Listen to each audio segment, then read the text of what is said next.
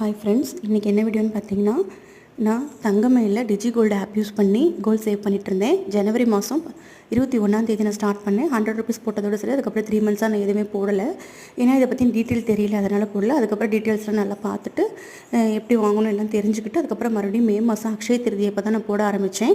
அக்ஷய திருதியிலேருந்து இந்த ஸ்கீம் முடிகிற டேட் பார்த்தீங்கன்னாக்கா 330 டேஸில் வந்துட்டு எனக்கு முடிகிறது பார்த்திங்கன்னா டிசம்பர் 16.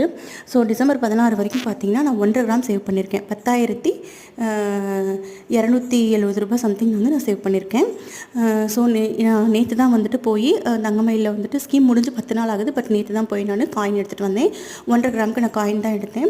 பட் எனக்கு வந்து பார்த்திங்கன்னா எவ்வளோ வந்துட்டு பில் போட்டாங்க அப்படின்னு பார்த்திங்கனாக்கா, எனக்கு 10,270 ரூபா நான் சேவ் பண்ணியிருந்தேன். ஜிஎஸ்டி 139 ரூபா ப்ளஸ் வந்துட்டு 1 கிராம் காயின் வந்து 1 கிராம் இல்லை 1.20 தான் இருந்தது. ஸோ அதுக்கும் சேர்த்து 837 ருபீஸ் நான் வந்து